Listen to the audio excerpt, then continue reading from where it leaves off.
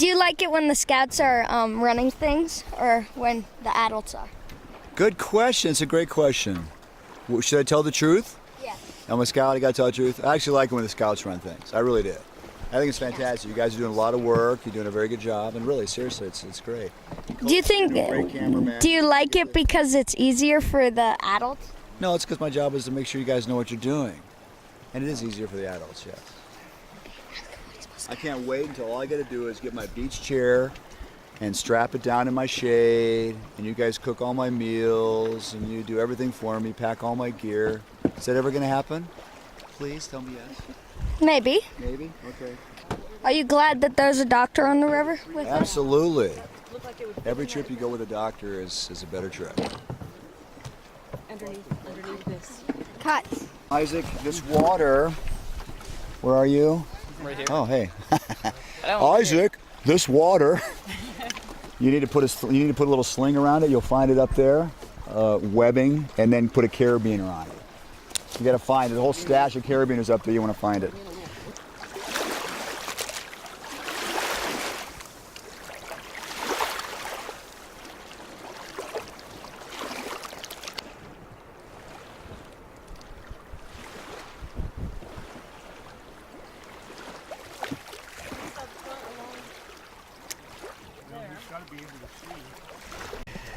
So, can you give me an update? Are we like day 4, day 5?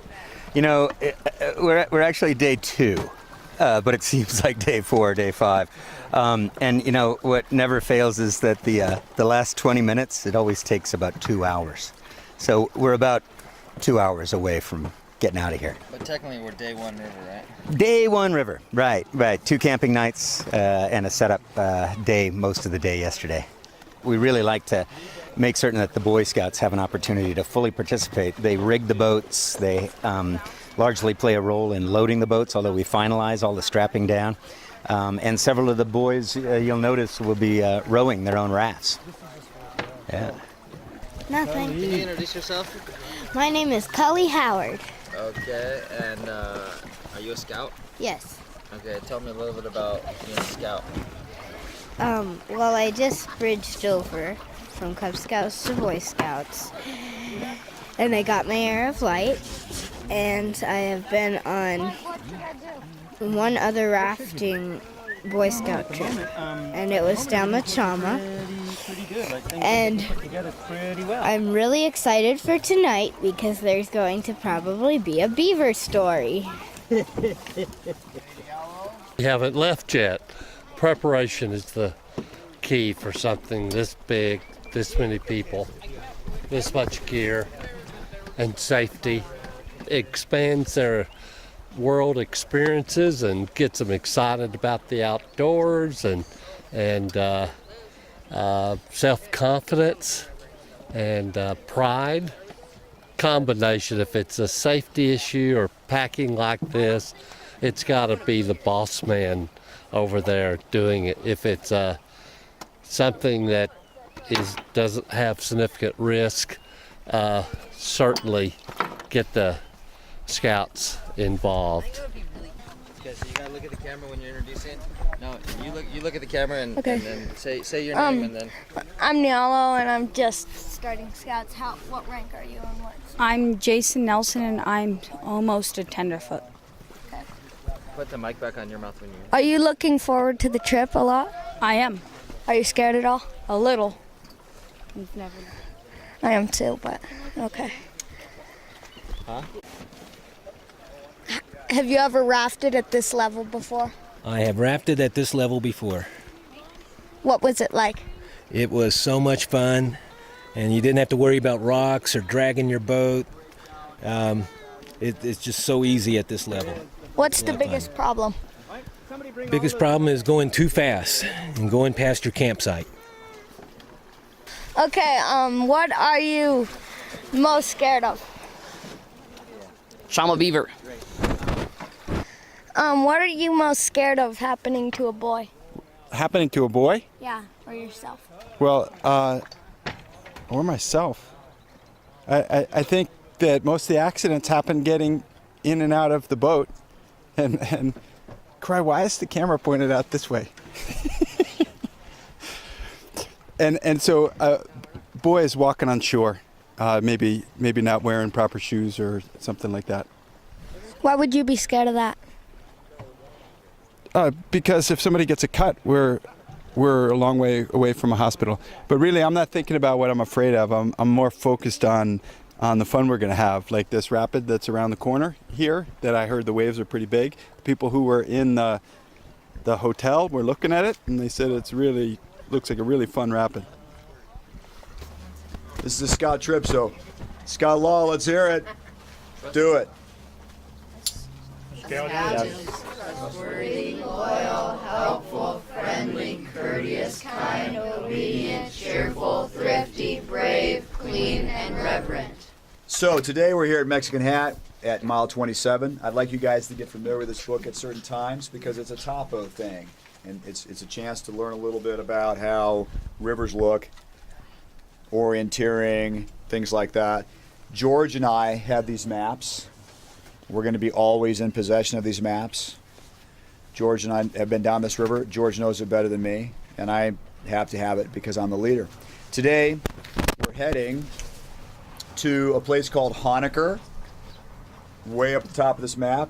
We're down off this. It's 17 and a half miles. We are going to run at least one Class 2 rapid. That's what it looks like. Do rivers go at the same speed the whole time? Are we doing that today? Yes. Do they go at the same speed the whole time? Same gradient drop? No. We're talking about 8 foot per mile average. It's average. It could be a waterfall in there. Oh, here's 100 feet. Oh, just blew a whole bunch of miles in my 8 foot. So there it goes. I mean, we don't have waterfalls, but the point is it's going to slow down in places where I'm going to let you get into the kayaks. Things like that. Don't allow talk about it. I really would like to see you guys in the kayaks. Here's why.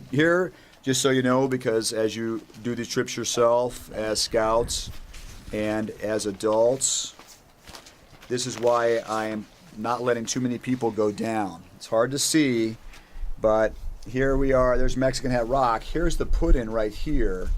And you see around the corner there is a rapid. It's only Class 2, and it's probably going to be nothing but some big standing waves. But it's Class 2. It's an actual rapid, named rapid. Even more bothersome to me, can you see what's in the middle of that river? A rock. An island. It's an island. What's the problem with islands at this water level? They become strainers. They become strainers. You have to be super careful because there's a pretty good chance that thing has been growing tamarisk, and now the water is going right through that island. And in the middle of the river is this big, huge strainer. Can you explain what a strainer is? Yes. Somebody doesn't know. Yes, I did a big couple safety talks, but go ahead and tell us what a strainer is. Strainers are an overhanging tree that's hanging inside the water, where the tree is like into the water. If you go through, you have to like jump onto it or some such, and like your boat could get stuck under it. Can a strainer be other things than a tree? Yeah, it can be like Pretty much anything that water can go through, but you can't. Old cars. Old cars. Undercut rock. Undercut rock. I mean, all kinds of things where the water's going through, but you're not. And bushes are your usual problem with strainers. Not too often do we go, oh, look at that huge tree in the river. There's a strainer. That does happen. But usually it's situations exactly like this, where, oh, the tamarisk, there's water going through it, and the water's pushing me at the tamarisk, and I better not let that happen. So if you're out of the boat, what do? First thing. You put your feet down the river and you float down the river with your feet down and aim towards the shore if you're out of the boat. Second thing you do. What's the first thing you do? Oh. If you're in the front of the raft, you get behind it. You always Get away from things coming at you, which will be even your buddy in his tandem kayak, anything that might squish you to a hard object on the other side. So always be on the upstream side of anything coming at you. And sometimes you'll find you pop up very close to a boat like that. You want to get around the upstream side. And then you're thinking about stuff like that. Okay? Okay, and a PFD check is like this. Okay, I pull up like this to make sure that it's not too loose and it's not going to come up on his head. And we go to our buddy and we PFD check each other. But in addition to checking the PFDs, it also makes sure we know who our buddy is. Because it's possible that buddies can change from one day to the other, and we all check in. But in addition to buddies, okay, and if there are two people, buddies should be on the same boat. But we also have buddy boats. So a 2-person boat might have buddies in it, but that boat needs to be a boat buddy with somebody else. So there's personal buddies and boat buddies.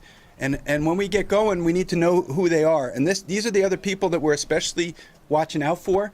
So if somebody's not there all of a sudden, that the buddy should know, and should speak up right away. And with this high-speed current, that's subject to happen. So we want to really be paying attention to who our buddy boats are and where they are at all time, and be trying to stick with them. So yeah, that's pretty, well, yes, when you're going downriver, like this, always with your feet in front of you, taking your strokes backward to control. And if you're coming onto a rock, you can bounce off using your feet. So, if you see somebody, if you see a signal person, go like this, that means go to that side of the river. So it's not a movement. It's pointing in a direction and it's staying still.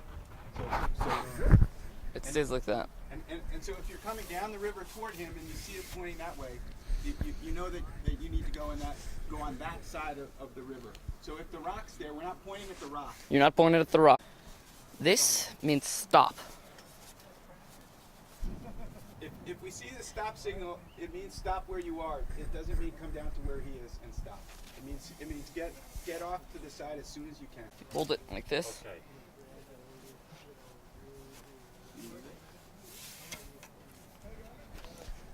Are you okay? Like when someone comes out of a rapid, you might do this. Go like this. You're okay. So you tap in your head. And the way that they say, yes, I am okay, is also